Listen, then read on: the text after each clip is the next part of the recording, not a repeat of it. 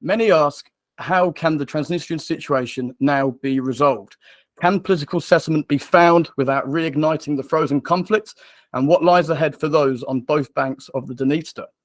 My name is Kingston-Cox, and I'm the founder and managing director of Europinion, an independent political platform working tirelessly to increase positive engagement within politics and to break down the vitriol in public discourse to move towards a world governed by open, honest discussion. We are privileged to be joined today by an expert panel of academics and practitioners who are sure to offer some thought-provoking regional perspectives on the Transnistrian issue. Firstly, we are joined by Dr. Marnie Howlett, a departmental lecturer in Russian and East European politics at the University of Oxford's Department for Politics and International Relations, as well as Oxford School of Global and Area Studies. Dr. Howlett's research centres on nationalism, borders and geopolitics within the former Soviet Union, and in particular, that of Ukraine. We are also joined by Vlad Sutea, experienced OSINT analyst and founder of T-Intelligence, a bespoke intelligence analysis service helping enterprises and government organisations navigate the global security environment. T-Intelligence also runs the Moldova Transnistria situation reports, threat-casting possible scenarios and watershed moments of political risk. As such, both Vlad's and T-Intelligence's reports have been quoted and featured in international media, as well as think tank and government reports. And last but not least, we have Rene Haasler, an academic writer and researcher for Europinion. Patrick is currently undertaking a research project in both Moldova and Transnistria for the Forum of International Relations and Security Policy and the Organisation for Security and Cooperation in Europe. For Europinion, Patrick researches and analyses matters related to Eastern Europe and the Western Balkans with a specific focus on Moldova and Transnistria. Thank you all for being here today to participate in this discussion. So the webinar will consist of three initial discussions, that of Russian military ambitions towards Transnistria, the issue of potential Ukrainian and Moldovan membership to the EU and NATO, and the extent to which Transnistria and Moldova have agency over determining their own futures. After these discussions, I will put your pre-submitted questions to the panel in the Q&A segment. So to begin, I would like to open the floor first to Vlad on topic one. Does Russia have any realistic military ambitions in Transnistria? And to what extent is this determined by the outcome of the invasion of Ukraine? Hey, thank you. First of all, thank you, Will, for the invitation. Really appreciate it. And good evening or good day to everyone that's tuning in from whatever time zones. So to get to the question, so does Russia have realistic ambitions towards Transnistria? Bottom line, upfront is yes, Russia has and had military ambitions, actually a whole variety of ambitions towards Transnistria and Moldova. The question now is, are they realistic at this point? Well, it depends. However, they are heavily contingent on the situation in Ukraine, as a lot of conflicts in general, but this move in particular towards Transnistria is very much contingent on what happens in Ukraine. And also if the Russians have readjusted their objectives towards Moldova in the meanwhile, based on the situation in Ukraine. So just to highlight this point, I'll just go a bit back in time.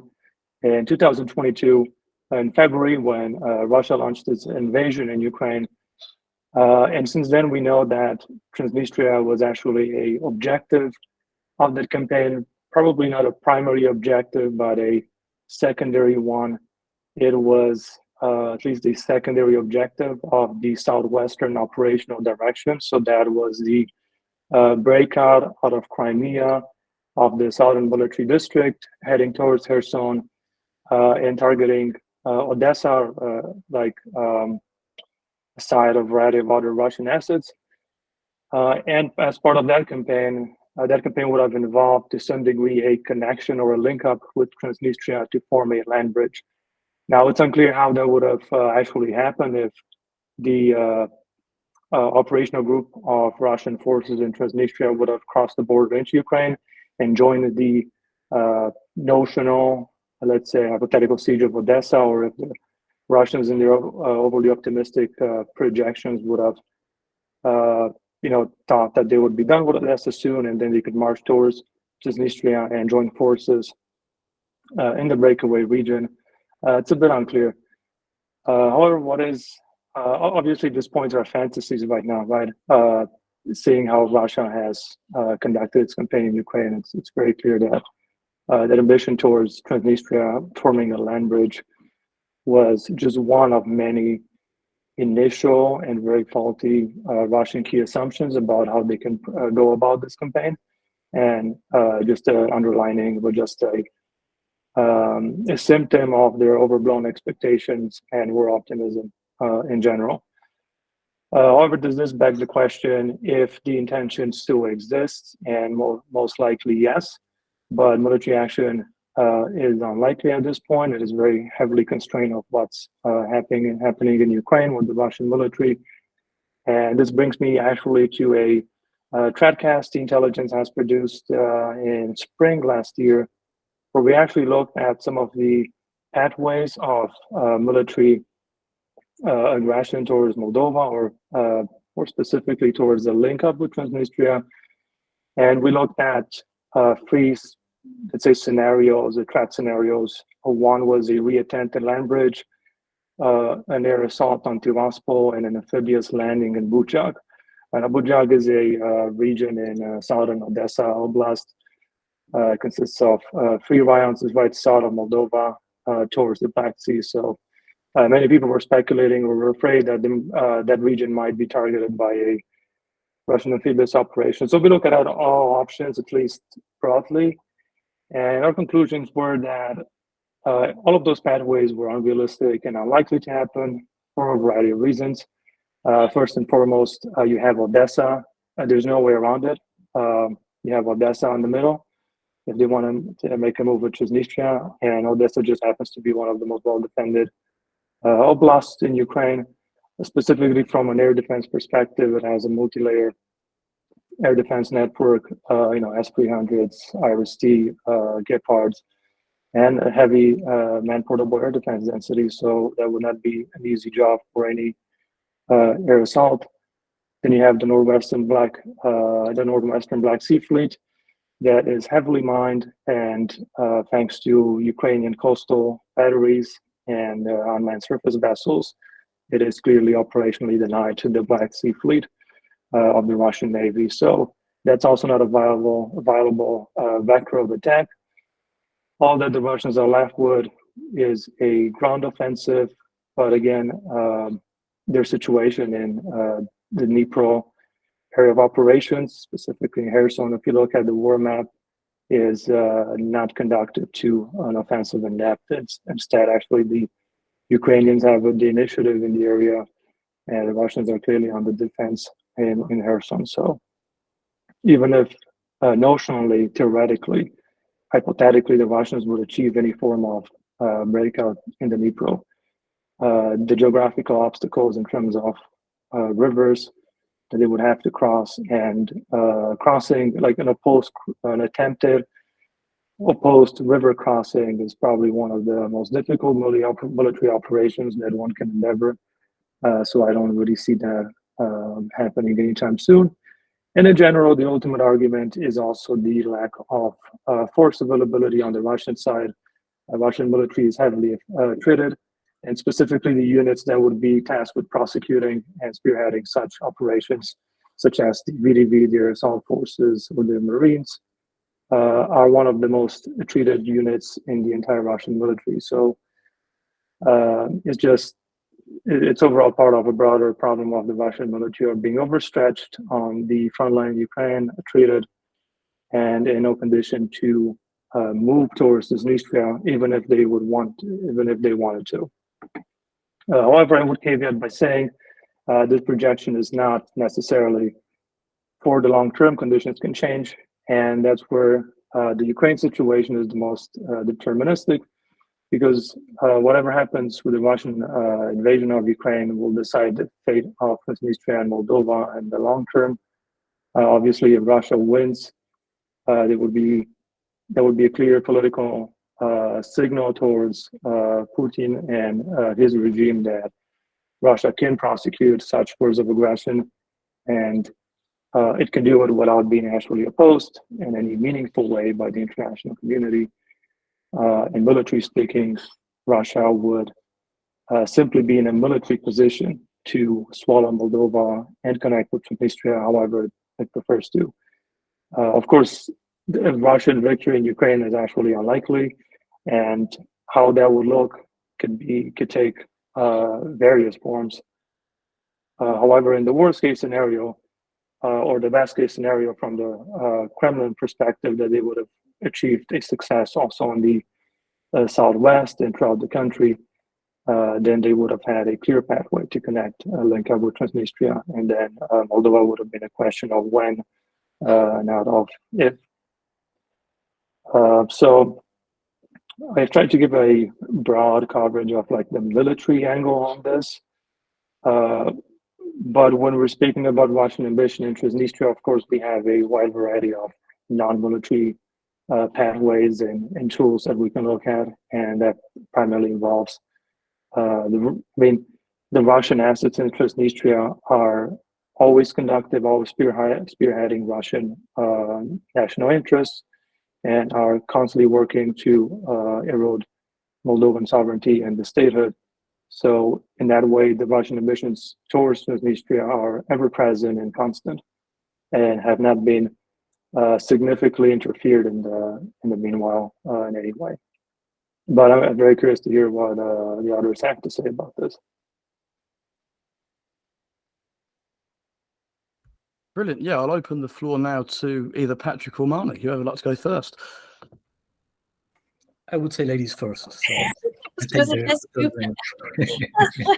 After you.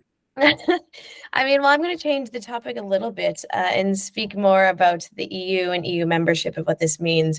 So I'm not sure if it's related. Perhaps we're jumping through topics, but I don't think it really matters for this hour. So I work specifically on Ukraine. I do not work on Transnistria, and I want to be very clear about that. However, I do work on borders and the way that borders are drawn and shape identity and nationalism at the grassroots. And I think Ukraine in itself is a very interesting case study because it is surrounded by it's surrounded by 7 countries, 4 of these being part of the EU currently, 3 of these not, but also 3 of these being part of the former Soviet Union and the former post-Soviet space, if we want to call it that anymore. With this, it puts the country in sort of this limbo, and we've often conceptualized it colloquially as well as academically as sort of this divide between the East and the West, of course. However, we know that where Moldova is placed is actually on the West, which complicates things in that way. And if we're going to simplify Ukraine, that's already a way that we can say that's not true. However, the reality of a country that is relatively new and that is surrounded by 7 different states means that there are several different influences, as we know. Even though we've typically focused on Russia's influence, we fail to often regard or consider the fact that there are many other influences at the grassroots level in Ukraine that are not just coming from Russia or from Belarus. Importantly, many regions of Ukraine are very much influenced by their Western neighbors, Poland being a prime example, Hungary in Zakarpattia, but also near Moldova. We have many people who are and identify as Moldovans living and Ukrainians living on both sides of the border just by where borders have been drawn, but also because of cross-cultural marriages, cross-cultural exchanges, mobility being quite easy historically. So this leads to quite a complicated situation, and it's not so homogenous that we might like to assume. So when we talk about, first of all, the dynamics, I mean, in Ukraine, at least in the Ukrainian side, it's not so simply the border ends, and therefore you can clearly demarcate who is Ukrainian, who is not. And so this is really important for us to contextualize a little bit when we talk about any conflict, let alone border conflicts themselves. So this is very true in Eastern Ukraine as well, but very much so in this case. Still, we have countries at this time seeking membership in the European Union, and one of the stipulations for membership being that you cannot have ongoing conflict on your soil, which leads to quite a complex situation, obviously in Ukraine's case, where you have a very active conflict in many parts of the country, as well as across the country currently. But in other cases too, and if we want to talk about frozen conflicts, this could be a whole other debate about how we understand conflict and peace. And I know Will is very keen to talk about what is peace, but an important here and a nuance is in the case of Transnistria, being a frozen conflict does not mean that there's peace and peace for anyone, right? And if we go back to what I previously said about how borders have been drawn and the complexities that this leaves, the question then remains, what does peace actually, and what could peace actually look like in this instance? So right now we have the absence of conflict, but does this mean that people, not only in Transnistria, but people, Moldovan citizens as well as Ukrainians, do they feel safe living near this place where there is and could potentially be active conflict? I very much echo Vlad's sentiments about the question around military escalation. I, as a scholar of Ukraine, really did believe that we would have seen more support for Russia coming from Moldova. If Russia had really intended to have a full-scale invasion, an effective full-scale invasion, using Moldova kind of as a launchpad would have really been quite successful. Thankfully, this was not the case, in that much of Ukraine's territory could have been very easily annexed from the western side. So not only Odessa, but really it would be quite easy to get into some of the western regions that have been quite actually difficult for Russia to manage to get drones into and covering different countries' airspaces. And so there was the potential there. I fully believe that potential or that opportunity has been lost. And I do not believe that there will be escalation coming from, or at least using that kind of as a launch pad to get into Ukraine. However, this is not to say that there will not be in the future escalation in Transnistria, but this is just to say that it will not come from Russia using Transnistria or Moldova sort of as a launch pad into Ukraine. That said, what do we do with Transnistria? How can countries who seek membership in the EU acquire this membership when there is conflict? I mean, that is obviously an outstanding question. Ukraine is working, very hard to try to obviously end the conflict in order to sort of work towards membership. But it's not all of the responsibility of Ukraine. It's not the responsibility of Moldova. The EU plays a role in this. And if they really do want any state to be part of the union, there is their responsibility to work with the country and decide whether or not this is sort of the threshold that they are willing to accept. I mean, in Transnistria's case, or in Moldova's case, is much more complex in that just trying to sign a peace treaty at this point is not really the priority of the EU. It's not really the priority of Moldova nor Ukraine. And so it's sort of a non-question right now. However, this is not to say that things won't change in the future, and likely they will, because we haven't seen in the last 20 months much happening in Transnistria in the way we might have expected. This therefore means that going forward, I mean, I can't be predictive here, and nor can I be affirmative, but that we're very unlikely to see this to continue, and perhaps it might actually be easier for Moldova to join going into the future than it would have been prior to the 24th of February last year, where there might have been more doubts about the position. Again, it also could be, I could be extremely wrong here, and that when the war ends, perhaps this is Transnistria's time to really start their own sort of aggression, and then we move back into an active conflict. However, I think that we would have expected it to be happening now and not to be prior to the end of the war. Still, I mean, what does this mean? I mean, it's a challenge, but I think it is really important for us to think about, how do we understand peace? What does a frozen conflict actually mean according to international law? This is not the only frozen conflict in the world, but again, where there are frozen conflicts, often we do see conflicts arise at different points or in different instances. So I think the question is not so much how and might these countries join, but what do we want to do as international actors, as members of the international community. I think it's important for us to ask ourselves where we see these countries fitting within the international order. Are we willing to work with them and appease them? Or do we want to push them as outliers to the side, which arguably many scholars, and we've talked about of how we've treated Russia, which has led to where we are now. So I think these are larger and more important existential questions that the EU and Western academics are currently facing. I'm hoping that Patrick can add more insight onto this, but I think perhaps I'll end here and we can continue the conversation, as I'm sure there's much we can discuss here. Yes, okay. Thank you very much, Marnie. Thank you very much, Will, of course, and thank you very much to the audience for taking time today to get involved with us on that very interesting topic, in my opinion. So a lot of things have been said, a lot of facts on which I agree. So maybe to round up the question, let me briefly analyze military ambitions through a geostrategic lens. Therefore, I would like to point out 3 bullet points. The first one is that a separatist Transnistria allows Russia to maintain military presence on the flank of the former Soviet Union. So the importance of Transnistria lies in the potential to influence and to complicate Moldova's and Ukraine's Western orientation, that is to say, EU and NATO membership. The Transnistrian Moldovan Republic, that is, I will use it as a synonym for Transnistria or Tiraspol,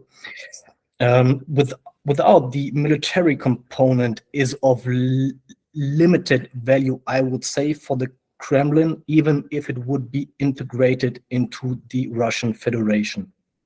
So the second point is that within the framework of the Ukraine war, Russia could potentially, and as we discussed it previously, seek to use Transnistria to assist with medical aid and food, guarding convoys and securing the railway network, and offering a safe space where to resupply its troops, repair equipment, and regroup. Therefore, the installation of a Transnistrian corridor, even if it is not probable right now, would have been certainly the preferred choice for the Kremlin, because otherwise the supply of military equipment to Transnistria is only possible by air. So that is a difficult task if the Ukrainian airspace is closed. The third point is, and I would like to enlarge that topic a little bit. As I said, we have to see it through a geostrategic lens. The PMR is not the only Kremlin-backed parastate in Russia's near abroad. So we can draw some parallels between Eastern Europe and especially the Caucasus region. So under the guise of peacekeeping and foreign aid, Russia stations military contingents around its borders to rouse local aggression and subtly support separatist hostility to Western-leaning governments. So should the need for violence arise, these contingents provide a bridge to illicitly support mercenary groups. Comparable parastates include Abkhazia and South Ossetia in Georgia, Nagorno-Karabakh in Azerbaijan, and the Donetsk and Luhansk People's Republic in Ukraine. In each of these cases, military presence has led to a latent tension that challenges the sovereignty of the host state and the ability of the international community to intervene. So when activated, combat-ready troops in hotspots can quickly destabilize a region in Russia's favor. I would say it is not in Russia's interest to come to a decision yet, as long as Moldova is not willing to accept an agreement close to the Kozak Plan or memorandum, which foresees a loose federation, which on the one side deprives the central government in Chisinau of the opportunity to exert pressure on Tiraspol's international political affairs, but on the other side grants veto rights to Transnistria when it comes to the foreign policy of the federation. And in addition, it secures the presence of Russian military on its territory. So yeah, that basically was my part on that question. I hope that I could contribute something that hasn't been said previously, and I will give the word to Will. Thank you. Fantastic. Well, just to draw on that, I wanted to pose a quick question to Vlad, actually, in terms of the with Moldova and obviously Ukraine as well taking a more Europeanizing approach. Going back historically, it was the relationship or the closer relationship between Romania and Moldova that in part ignited the Transnistrian conflict back in the 1990s. Now, it is seen that we are seeing Moldova aligning itself more closely with Romanian. We've seen this year, for example, the language of Moldova has now been renamed as Romanian. And I wanted to know, or ask, I should say, is this going to become another source of conflict moving forward if Moldova keeps moving on this Europeanizing path and more aligning itself with Romania in the process? are we likely to see conflict emerge irrespective of what Russia is doing, but purely on this basis? So the issue or the question of Moldovan and Romanian reapproachment or even reunification is something that the Russian-backed agents in Moldova and in general Russia were very much leveraging as a source of fear-mongering against an independent Moldova. It happened in the beginning of the 90s when Moldova emerged as an independent state. That was one of the reasons for the conflict in Transnistria, as the Russians claimed that the conflict was necessary to prevent a reunification. It was historically, it was never actually the case. It was never actually close of such an event happening. However, this card is continuously being played, and at this point, there's so from Romania and Moldova, there's actually no societal consensus on reunification, and also not politically. In Moldova, the appetite for it has actually increased over the past 5 years. I think the latest census said something between around 40%. Moldova is in favor of it, but in Romania has been stagnating around 30-something%. The main reasons are, of course, the economical limitations of Romania absorbing such a unification, and obviously the complications that would be derived considering that Romania is a European Union member, is a NATO member. So there's some complications in integrating a new country, especially one that has an active territorial dispute, which the Washington Treaty doesn't allow to become a viable member in the case of NATO. But this is anyway a far-fetched discussion because Moldova is not even in a position to think about NATO membership. The only thing we can discuss is European Union. And that is kind of the position, the official position from the Romanian government in terms of the relationship with Moldova, that Romania and Moldova would be reunited in the European Union. So that's a symbolic way of saying that the two states will be together again, but as EU members. So in that sense, in the sense of having all the free movement, free labor, the free market, the open market, the common market, all the advantages that European Union membership presents, that's what would provide a symbolic cover, a symbolic interpretation of reunification. So that is, realistically speaking, the extent of Romania and Moldova getting anywhere close to something as reunification. However, this will continue to be a dominant narrative in the Russian messaging in Moldova and Transnistria. It will probably be one of the rally points for any type of social unrest that would involve the Russian-speaking minority in Moldova and especially in Transnistria, since obviously Romania is seen as been a bit of a boogeyman by the Transnistrian side. It's oftentimes used, again, as I said, in disinformation and propaganda. So this is probably going to continue to be a flashpoint for the Russians, and it's probably going to continue to be a key message point in their disinformation campaign. But factually and realistically, there's not really much truth to it. Brilliant, thank you. And Patrick, would you like to add on to that? I know you've done some research yourself kind of pertaining to this similarly. I think Vlad has said all. Particularly, I would not know what to contribute in addition to that. It was a full response, and I totally agree on what has been said previously. Thank you. Fantastic. Well, I think that it nicely ties us on to the third topic that we were to cover, and that is how much agency does Transnistria or Moldova have in determining its own future vis-a-vis actors such as Russia, NATO, and the European Union? Sorry, is the question addressed to me, Will? Sorry, no, the question is open-ended, but Patrick, you can kick us off for sure. Great, I'll do that. So, okay.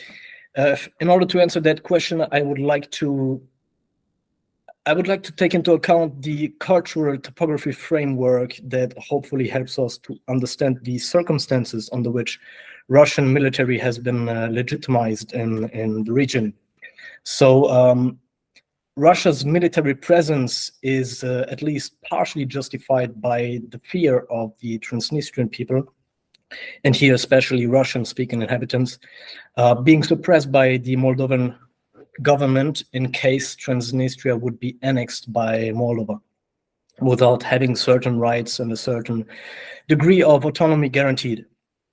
And yeah, here we can clearly see the parallel to the narrative used by the Kremlin that would justify the illegal invasion of eastern Ukraine.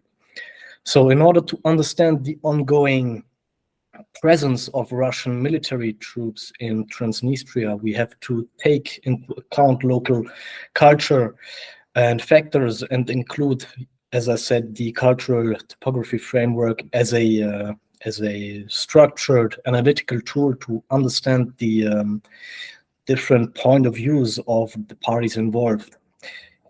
So it is only with these insights that the international community is adequately positioned to craft effective negotiation strategies that take into account the historical and cultural complexities. So cultural self-identification with Russia and the distrust of Moldova has led to an enormous barrier in cooperation. Transnistrian culture is and its de facto autonomy from Moldova is guaranteed by the constant presence of Russian troops. Thus, the demand for removal of troops is deeply unpopular in Transnistria. And Transnistrian rhetoric threats Romania, Moldova, the United States, and Western Europe as one big conspiring group of aggressors, with Russia as its sole guarantor of peace, security, and stability. So, should external powers attempt to enforce Russian troop removal, as the OSGA, for example, has done previously, it would be and it is perceived as a threat to Transnistrian sovereignty and way of life. So, strong Russian identity legitimizes and even normalizes the perceptual presence of Russian troops and strong cooperation, even reliance on the Russian government and the military. Though linguistic diversity is proclaimed, daily life is heavily Russified, and the Russian language is not diminishing as it is in Moldova or Ukraine. And beyond the removal of Russian troops, the cultural hurdles of reintegration are significant to Transnistrians and Moldovans alike, because reintegration with Moldova would reignite tensions between a dominantly Russian-speaking population and a Romanian-speaking society. So, to Transnistrians, giving up Russian protection signifies, abandoning a major portion of culture and security guarantees. It is presently unlikely any other peacekeeping force will be seen by the residents as credible and unbiased, but rather as another aggression from or initiated by the Moldovan state. And even if Transnistria underlines its strive to be an independent state, therefore not being annexed by Russia, it still sees itself as being part of the Russian world. So thus, the Western structures to which, following the Transnistrian narrative, Moldova belongs to, are considered as the enemies that pursues harmful policies. So through their perceptual lenses, any action from across the river is a pro-Western provocation, which justifies Russian peacekeeping to protect their sovereignty. And let me just finish with another thought, or a last statement. This would be that the EU and the US cannot confront Russia directly in Moldova, because this would increase anti-Western sentiments among the Transnistrian people and cultural biases. The best course of action, in my opinion, would be adopting a policy, decisions to counter the difficult narratives in Transnistrian culture indirectly, and yeah, bringing cultures closer together and building bridges for future generations. So that was pretty much my thought on this point. Thank you very much. Oh, thank you, Patrick. Well, I think I'll just pose this quick question. The question's come into my head, and I think I'll pose it to Vlad quickly. But we've had 30 years or so for a kind of a Transnistrian identity, or even you could argue a nation to form. Has that gone too far now for there ever to be a kind of reconciling between both sides of the Dniester?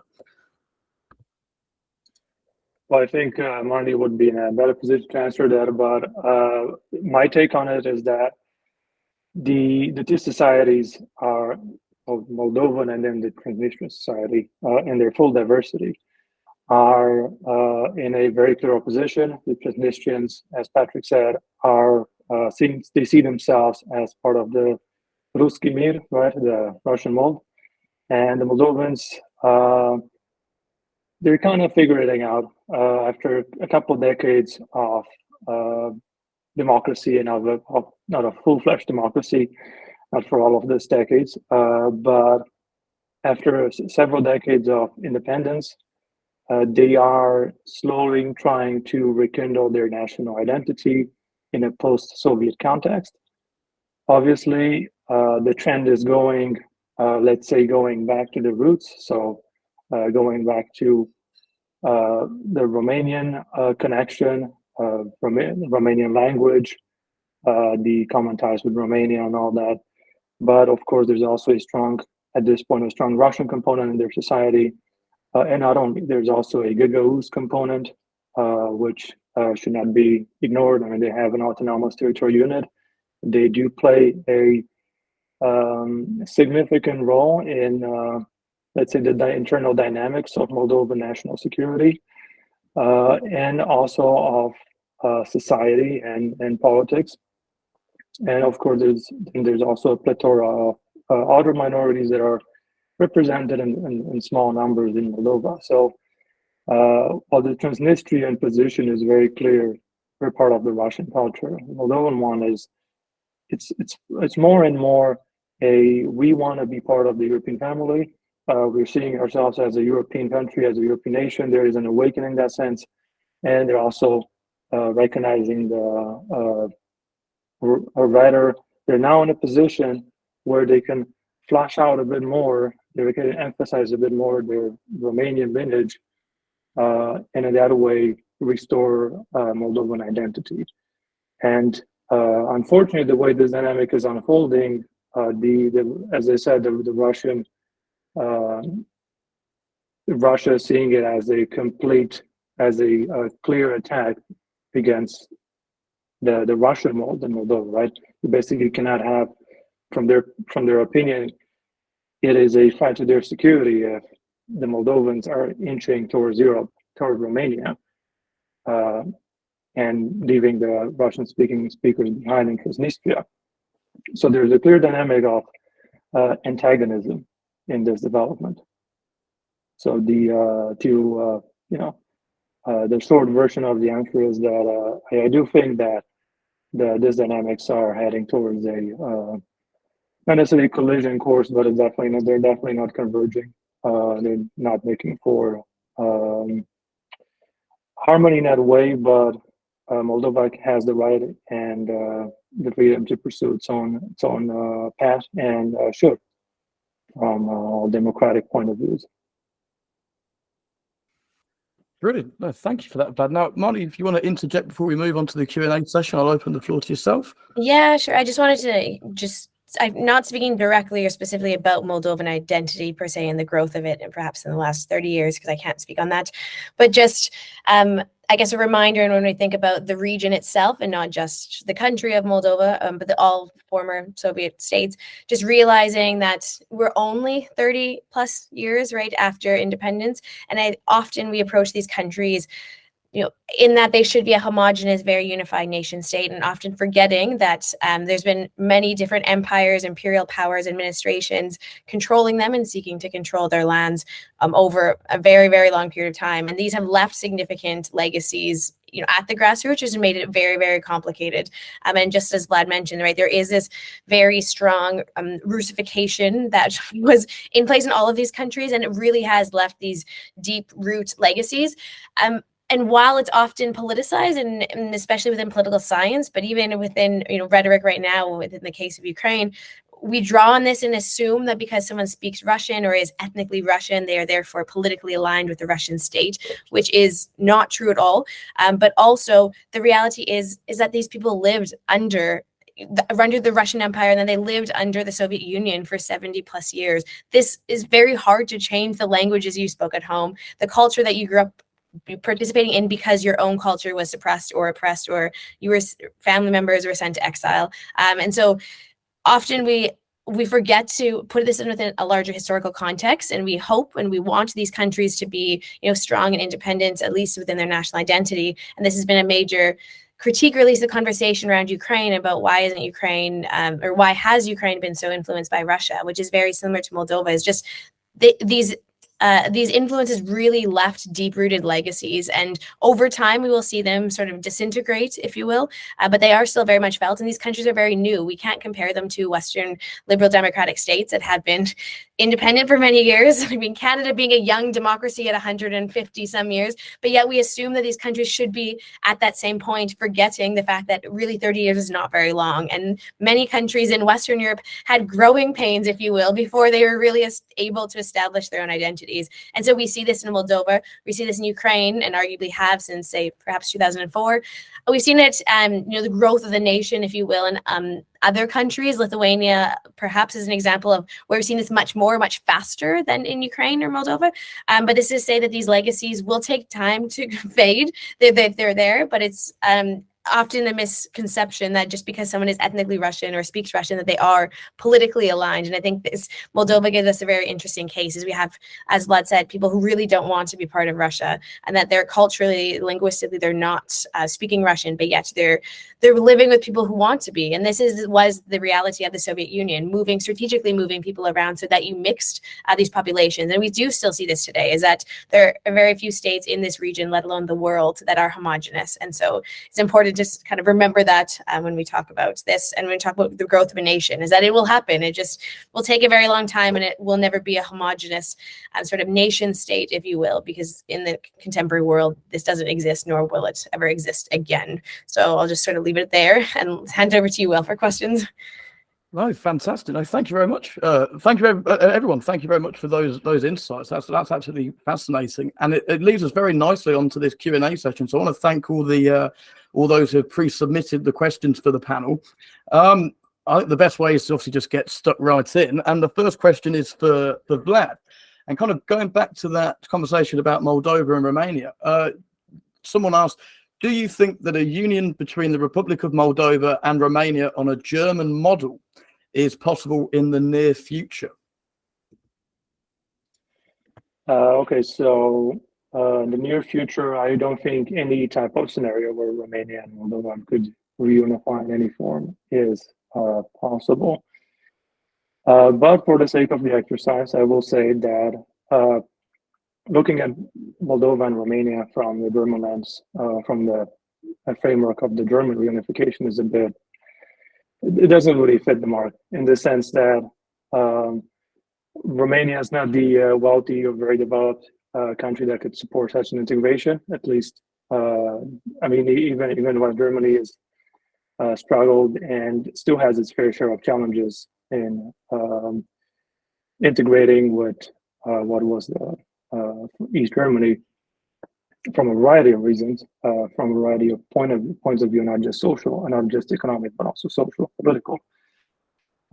So there would be similar challenges, and Romania and both Romania and Moldova are in a worse position to approach their unification from this point of view.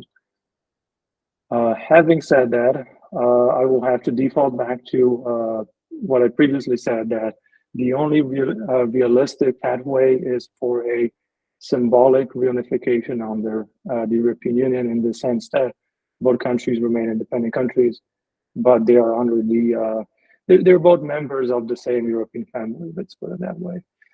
And in that framework, under the European Union, under the common market, free labor, free movement, free labor, common labor, the free movement of labor and all that, Romania and Moldova can work towards better integrating their countries from an energy point of view, from an infrastructure point of view, and also from a social perspective. And that process is actually already underway. So for those that are subscribed to the Moldova and Transnistria situation reports, know that almost every couple of months, there's a new memorandum of understanding. There's a new agreement signed between Romania and Moldova to modernize this bridge, to build a new bridge, to cooperate better in energy, more cultural programs. And even, I mean, this is just bringing it to the next level, because in reality, the Moldovan and Romanian societies are already very well interlinked. For example, a significant percentage of the Moldovan population has Romanian citizenship. So many of them do move to Romania, at least for a period of time. They study there, they work there, or they make use of the European privileges and benefits of Romanian citizenship, and they go and work abroad. Some come back, some don't. So as I say, integration is already happening to some degree, unofficially, and everything. Whenever we talk about reunification, we can only talk about the symbolic aspect behind it.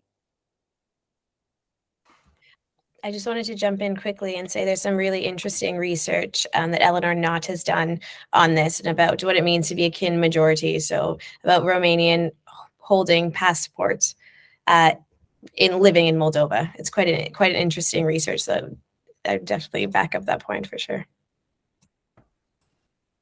Brilliant. If I may add one thought. I mean, a lot of things have been said, and I'm not a professional in that matter. But I think the question that has to be asked is what is the benefit of Moldova, let's say, joining Romania? So it cannot provide an big economic base, or it cannot contribute anything significant when it comes to the economic development, in my opinion. So what it could be is provide a certain level of security, of course, due to the NATO membership.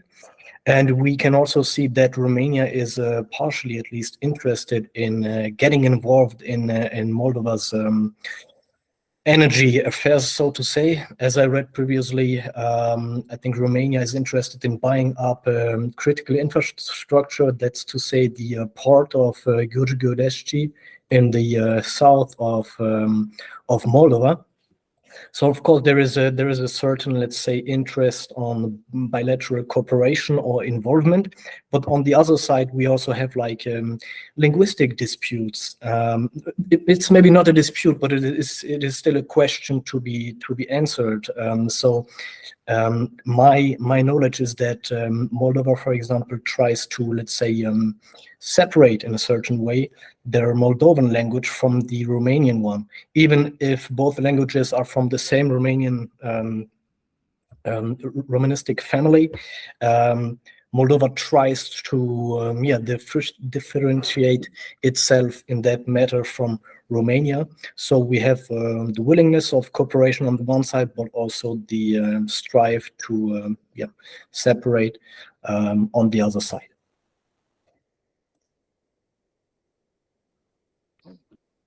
Yeah, Vlad, please come in. Yeah, we'll just comment on the linguistic aspect. Is that so? There's a couple of probably more things to be said about Moldovan and Romanian, but in essence, Moldovan is also objectively speaking Romanian. It is not a dialect, or is not a offshoot of any way. It is Romanian language. It does have probably more Slavic words than the Romanian language has. And it actually uses more archaic words than what Romanians would use. And the issue of the question of the Moldovan language is that at least in many perspectives, in the perspective of many people in Moldova, and probably can also be seen as a objectively factual approach to say that the Moldovan identity was pushed heavily by the Soviet Union as a way of concealing or trying to reduce the level of Romanian identity in the population living in Moldova, the majority of population living in Moldova, and later to provide like a common umbrella for all of the ethnicities that were living in Moldova to identify under that identity. So in many ways, nowadays also in Moldova and in many situations, it can be seen as a controversial thing to say Moldovan language, and it's probably also one of the reasons why the Moldovan state has moved to finally use the word Romanian language instead of Moldovan language. It was actually a project initiated since the early 90s. It received significant support in many areas of the government, but until now, there was never a, let's say, a government willing to apply all of these changes. Brilliant. No, thank you very much for all of your answers there. The second question that was posed, this one was posed to Patrick. Has Moldova, being granted EU candidate status, changed its personal relationship with Transnistria?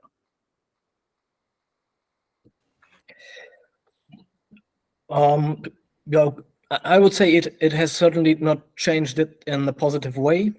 So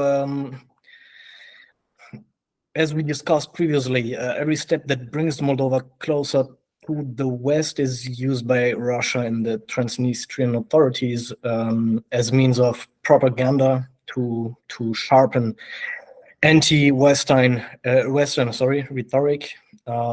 So it is interesting to watch out for the municipal elections in Moldova on November 5th. Where, for example, previously the Moldovan court tried to ban the pro-Russian Shore Party. So that clearly is an indicator of our relations heating a little bit up. So yeah, in that manner, on that, let's say, political institutional level, it hasn't came to an amelioration of or between Transnistria and Moldova, or let's say Transnistrian Russian interests on the one side and Europinian interests on the other one.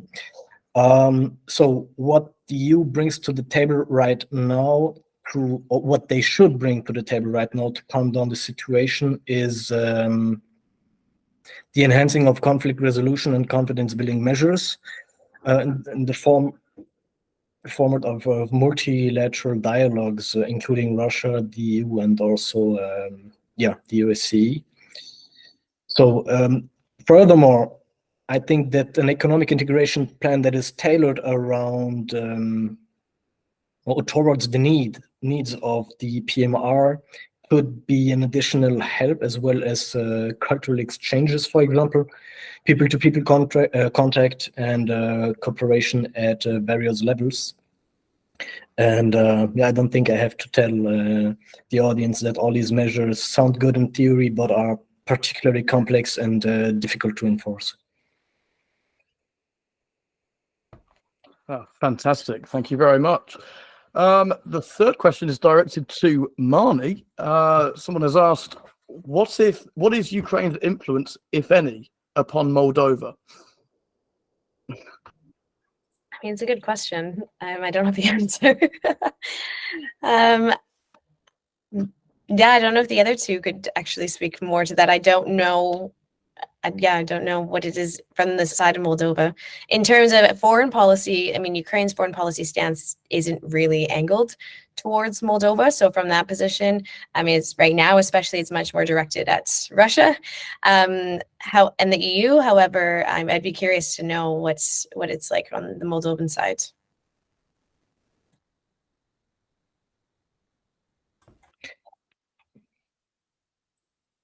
Oh no, please go ahead. Sorry, I think there was a delay in my hand raising. You have been the first one. I'm waiting for a response. All right. So what I could jump in here is that so there's a significant level of cooperation between Moldova and Ukraine at some let's say in some routine sectors such as border control, border security, especially like countering organized crime, illegal smuggling of cigarettes, and also some border issues that were never really an issue, but there's an area south of Moldova that is of importance for both countries, so they can transit. It's right north of the Black Sea. It's called the Stefan Border Rayon, and there's some form of a free movement for Ukraine through that Moldovan territory. So that's one of the biggest accomplishments of their cooperation, and they're also they're basically neighbors on the Danube. So not only on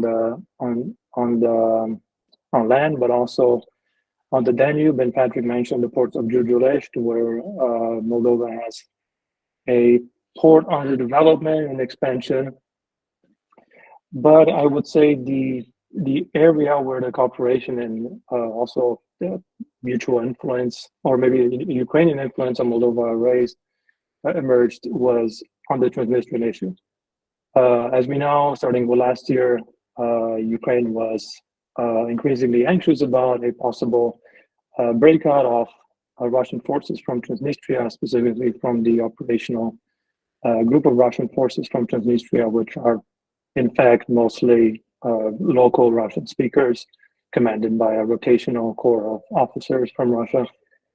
So even after the initial invasion failed with those maximalist war plans, there was still a fear that the Transnistrian force may become active into the conflict.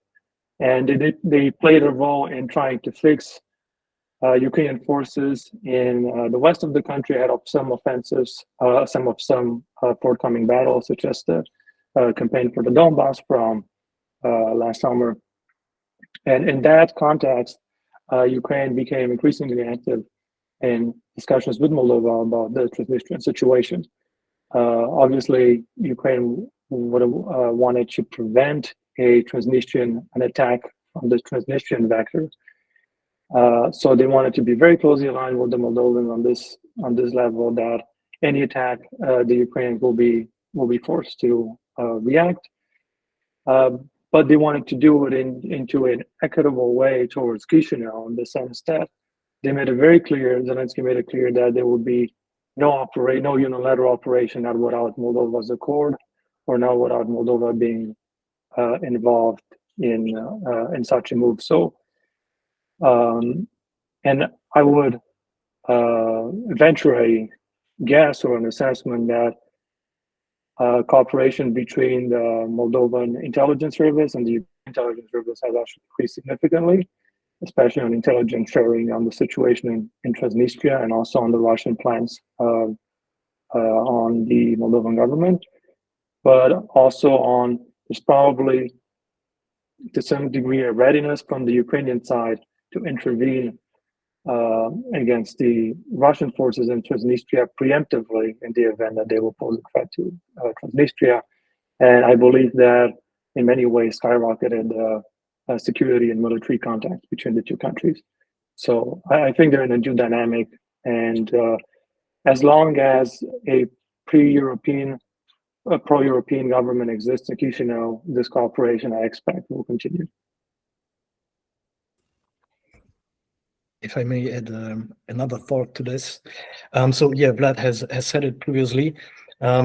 Moldova and Ukraine they are working together when it comes to securing borders, and that is particularly important, or let's say to put in relevance to the export of drugs and illicit arm trafficking from Transnistria, which is a huge source of income for corrupt elites within the state of Transnistria.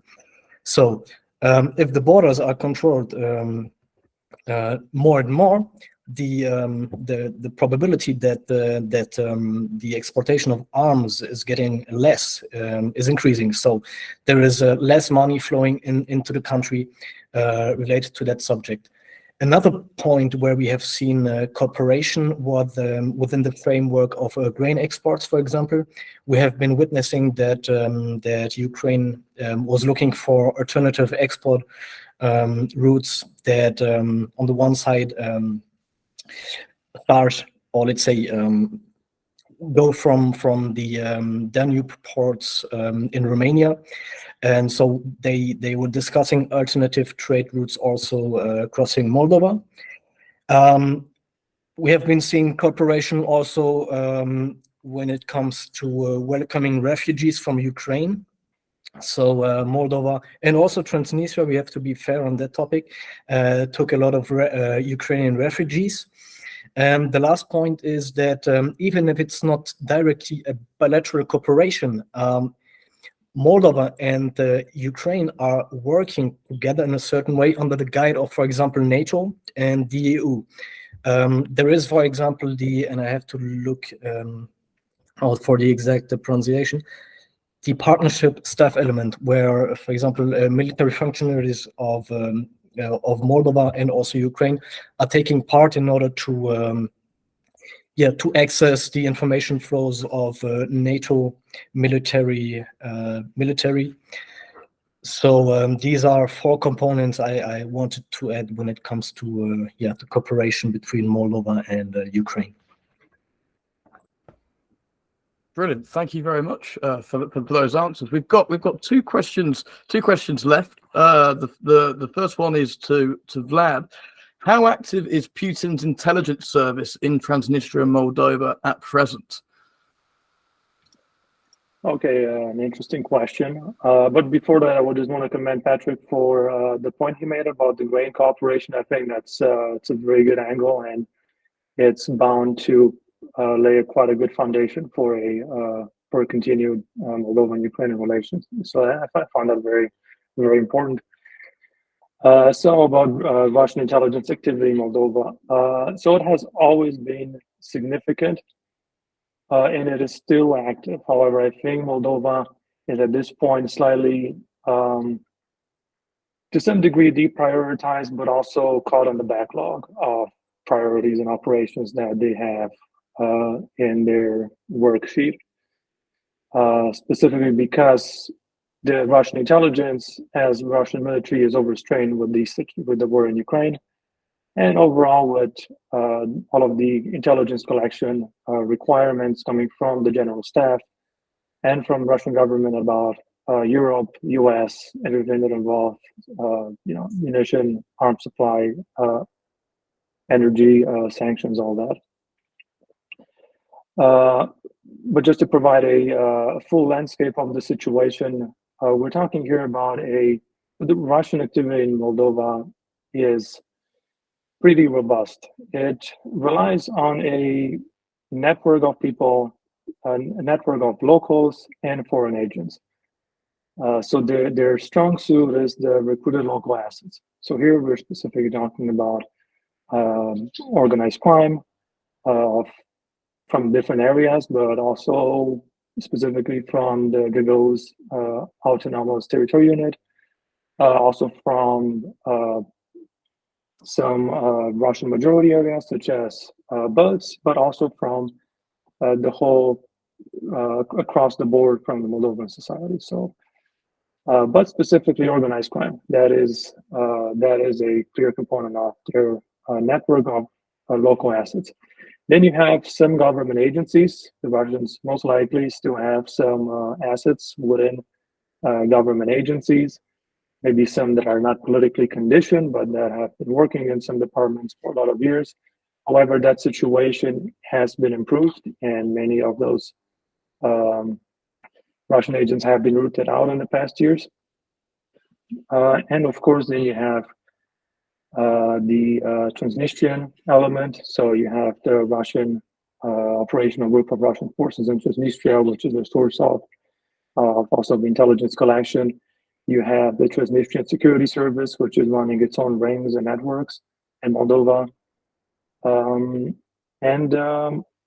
Overall, their activity is in the area of disinformation, energy, and economic activity and economic warfare.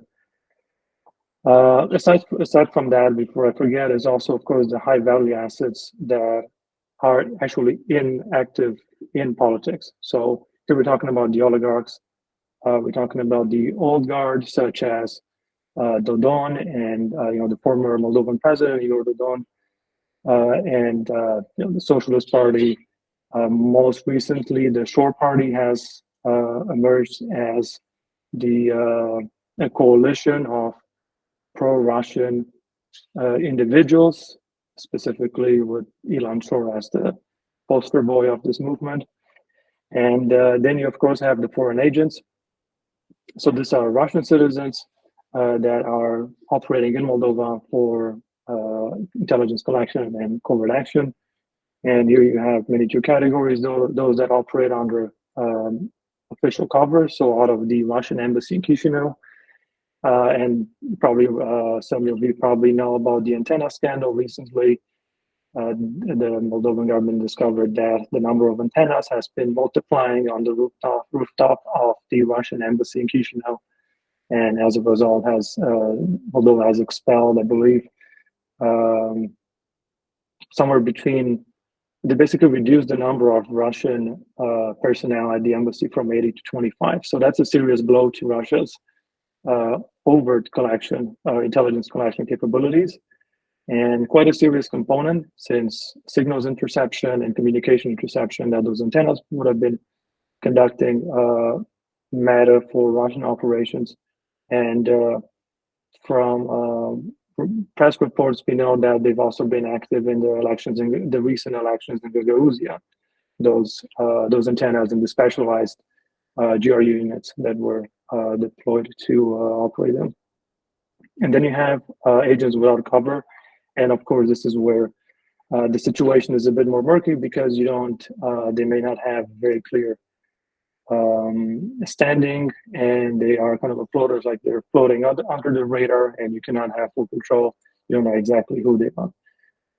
However, their activity is constantly aimed at destabilizing the Moldovan government and at basically preventing Moldova from reaching its European integration goals, and from distancing itself from the Russian sphere.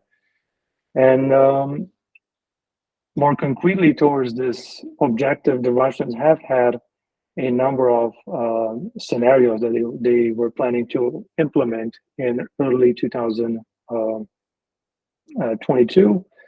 In early 2023, we have in February, March, a number of scenarios, a number of threat scenarios that almost happened according to Moldovan government. So we know that they were planning to instigate, to basically spark a civil unrest against the Moldovan government, using the cover of the football game between Partizan Belgrade and Sheriff Tiraspol. At that point, the Moldovan government asked for the game to be held without an audience. So the fear was that Russian agents would be infiltrated in the country through the Partizan Belgrade ultra groups. Then in February and March, towards March 2023, you had like a spike in the anti-government protests organized by the Shore Party, obviously, the usual suspects in the past year. And their objective was to not only ferment civil unrest, but also capitalize on the anti-government movement to seize the Moldovan government and essentially to the overthrow the government and of the Sandu presidency. And we have information from the U.S. Department of Treasury, Foreign Access Control, that the network of Russian instigators was supported by Wagner, by an individual called Mikhail Potepkin, and he is known as, well, one of the positions he held was as regional director for M Invest, and that is one of the cover companies for Wagner Group. And through him and through his intermediation, some of the individuals involved in formatting that civil arrest received training to orchestrate such a covert action and subversion. And lastly, the last scenario I'll be talking about is the intelligence supplied by Ukraine to Moldova that Moldova later agreed on or confirmed that, namely that there is a plot to seize Chisinau Airport to facilitate a scenario of overthrowing the Moldovan government. I believe this scenario would have been a bit more military charged. It would have probably involved some kind of a air assault or a more direct intervention from Russian military forces, which at that point I found unlikely, given again Russia's situation and the simple fact that you have to pass through Ukrainian airspace to reach that. But there's also the angle that an attack could have come from the Russian forces in Transnistria, although unlikely. However, in an overview, these were kind of the threat scenarios that the Russian intelligence activity has been working on in Moldova in the past year, in the past 2 years more specifically. So what this is telling us is that even though the Russian military and Russian intelligence agencies are overcommitted and overstrained with the many requirements that they have in Ukraine and across the board, Europe, US, so forth, they're still working on Moldova. However, with a more limited toolkit and with the modus operandi constricted to primarily non-military measures, specifically disinformation, political subversion, social unrest, energy, and so forth. Brilliant. Thank you very much for that answer, Vlad. We have one final question that was submitted. This was actually aimed at Patrick, but I'll open it up to whomever as well. It is, who has more influence in Moldova, Russia or Europe? That is a good question. In a nutshell, I would say right now, perhaps the European Union, but I would like to start by maybe pointing out the 2 or 3 domains in which Russia still exerts a certain influence on the country. So that is, first of all, the political dimension. That's to say that Russia has influenced Moldovan politics through various means, including supporting political parties such as the Shore Party, which I mentioned previously, and leaders sympathetic to Moscow's interest. This influence can manifest in decisions on foreign policy, economic agreements, and other matters. Then we have the economic sector, in which Moldova has had bigger ties with Russia in the past, including trade and especially energy, which is decreasing but is still important to a certain degree. So the economic sphere is probably the one where Russian influence decreased the most. That is because of the involvement of the European Union, which has put its economic strength in line to persuade the country of the benefits of closer bilateral economic relation. Then I would just like to outline a third sector in which I think Russia is still prevalent. That is the domain of information warfare. So Russia, like in many other countries, has been involved in disinformation campaigns and media influence in Moldova. So this can shape public opinion and, of course, affect Moldova's political landscape. So the extent of Russian influence in Moldova can vary over time and is a subject of ongoing debate in Moldovan politics and also international relations. So even if the actual political leadership in Chisinau is pursuing a pure European focus, that does not necessarily mean that this orientation will prevail over time. But let us be clear on that topic. Apart from the energy and the energy framework, there is no big economic base that Russia could provide to Moldova, and neither to Transnistria, to be fair. So that's where the European Union must shift tendencies in its favor. So it has to persuade Moldova and also Transnistria that an EU integration would be a beneficiary outcome and situation for both sides. But as we know, there is still a long way to go. If we have a look, for example, on the statement of the European Commission vis-à-vis the EU membership application by Moldova, issued in June 2022, we can see that Chisinau has to prove major commitments and improvement when it comes to political and economic criteria. So that's to say, in the front line, fighting corruption, de-oligarchization, justice reforms, which are on top of that list. So there is a certain degree, foremost in the economic sphere, where I think the EU took the lead,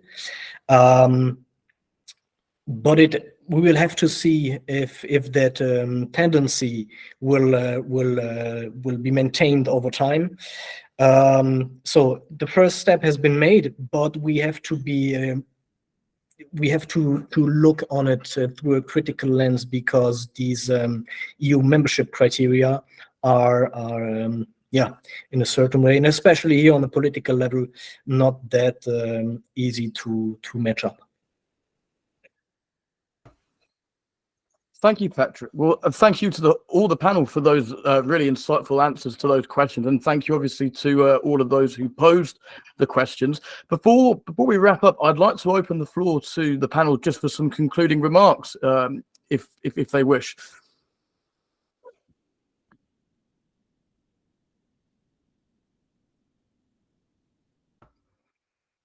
Vlad, please. Yeah, so first of all, thanks everyone for the conversation and the ideas. I think it was a worthwhile and fruitful discussion. So in terms of concluding remarks, I would just say that I can just re-echo some of the points that I've been making throughout this webinar, namely that in terms of Transnistria, in terms of Moldova, a lot of the things have not changed, and in terms of Russia's approach towards these countries, it's using the same modus operandi, although in a more constrained non-military aspect due to obvious limitations due to the regional reality. However, I would say that Moldova probably has the best shot in its history at this point to advance on its European pathway, and that also brings serious significant implications for its relationship and dynamic with Transnistria. I think at this point, there is still no solution to the Moldovan and Transnistrian situation. I also do not personally see anything on the horizon that could bring to a resolution, at least one that is equitable to both sides. So I believe that the status quo will continue to be played out, and both Chisinau and Tiraspol will try to avoid a confrontation. And I would double emphasize here Tiraspol, that for those familiar with Sheriff and the oligarchy in Transnistria, those must know that the Transnistrian oligarchy business goes best when there's peace for them. So they are probably themselves not too happy when the Russians are nudging them. The Russian Federation is nudging them into becoming more proactive, more taunting into their relationship with Moldova. So I believe Tiraspol and Chisinau will continue to seek a way out of a conflict from each other. It remains to be seen if the situation, how the situation in Ukraine plays out. Any form of Russian victory in Ukraine will have, I would say, negative, potentially devastating effects for Moldova, depending how that victory looks. I won't go into details now on all of the diversity of those scenarios, but that is probably at this point the key deterministic factor. And in the meanwhile, what Moldova can do is just continue to take all those boxes that are required for European integration, make as much progress, because in the end, it's going to benefit its own economy and society in the long run, despite receiving membership or not. And overall, I believe this space should not be overlooked in the big picture, because as we see, frozen conflicts can heat up again. So we might have, before we know it, a hot situation on our hands. Yeah, thank you. I just wanted to echo, first of all, Vlad's thanks for Will for organizing this, for starting the conversation. As an academic who studies the region, Moldova is Transnistria as well, but Moldova in particular is very understudied. There's very few scholars in political science in area studies who focus on the country, let alone, a small bit of it. And I think it's really important to have these conversations and to encourage people to be interested in it, to study and to learn more about it, because it's really key. And as Vlad mentioned, it will be key going forward. And just to kind of add a little bit to what Patrick said, I think the answer in some ways is exactly what Vlad said is, does the EU or does Russia influence Moldova more? I think that it really depends on what we let influence, which one we let influence Moldova more. If we encourage and if there's support for Moldova to join the EU, whether that is actually acquiring membership status or if that is just simply moving and developing in the direction of joining, that will in many ways prevent hopefully the influence from Russia continuing, and then perhaps that will lead to or at least sustain some sort of peace in whatever capacity. Still, I think what Vlad said is really important, is that a frozen conflict is not the end of a conflict, but it's not also war at the same time. And so that makes it quite complicated for us when we think about the region, and it's more about, perhaps lessons learned from Ukraine is where can we prevent an escalation, and thinking about this does not need to be just, the increasing presence of the EU or Europe there, but more so about ways in which we can safeguard, or at least the West can be more prepared in the case this happens, because if anything, it would not only be disastrous for Moldova, but also Ukraine, again, because of the border issues there. So I will leave it there, and thank you very much again, Will, for hosting it. I think it's been a great conversation. Yeah, also from my part, of course, Will Kingston, thank you very much for hosting and organizing this interesting event. And again, thanks for the audience for showing us the interest in that matter. To sum it up, I would probably just briefly start with a critical thought on this. Let's say it is about the absorption capacity of the European Union. So if we talk about the Moldovan integration, the question has to be asked, if yes, on the which circumstances. So will it be within the framework of a separation of Moldova and Transnistria, which could potentially, we never know, result in a, let's say, union state based on the Belarusian model? That would be of danger, because you would have a Russian influenced state between two potential EU and also NATO member states. The other possibility would be an integration of Transnistria into Moldova, or with Moldova, with special rights and a certain degree of autonomy guaranteed to Tiraspol. This would also lead to certain dangers, so to say. That would mean that, Russia can exert its influence and interests in a certain way directly into the European Union. So we have to take into consideration all these different potential outcomes. But let me maybe finish with a positive thought. I have been following the EU accession processes related to Moldova for several months, and what I can see is that we adopted a more peaceful approach to Moldova than we probably have to Ukraine, or at least Russia does not feel that threatened in Moldova. So in my opinion, the risk of an escalation, of a military escalation that would target Ukraine, Moldova, and maybe also to a certain degree Romania, right now is a little one. So we should still focus on diplomatic solutions, on in a communicative framework, and try not to heaten up things too much. Thank you very much. Brilliant. Well, thank you, Patrick, Vlad, and Marnie, for what has been a very, very interesting conversation. I've certainly enjoyed it, and I hope that everyone who's tuned in has enjoyed it as well. We will be in touch in the very near future as we hope to gain your feedback on how you feel the webinar went, and also we'll be launching more webinars in the coming future. We'd like to see most of you there. All that remains for me to say is thank you to both the panelists and all of the. Oh, Patrick, you've got a hand up quickly before I end. But there's no need to interrupt you. Please finish. Okay, no, my apologies. Yes, well, all that remains for me to say is thank you both to the panelists and also the audience as well. And I hope to see you very soon at our next upcoming webinar. And Patrick, I'll let you have the final remark. Thank you very much. So I just wanted to add one last thing. Since I will be in Moldova and Transnistria from December on, people that are interested are free to contact me related to that matter. So whenever there is an interest related to cultural, political things in Moldova and in Transnistria, even if I'm sure that Vlad could also answer to that in a very qualitative way, I'm willing to get in touch with people that are interested related to that matter. So again, be in touch, and thank you very much to all of you.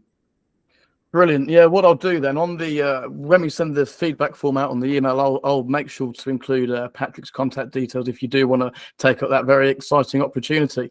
So I'll say it one last time. I want to thank Patrick, Vlad, and Marnie for a very, very interesting discussion, and thank you to all of you for tuning in. I hope you've enjoyed it as much as myself. Thank you, everybody. Take care. Bye-bye.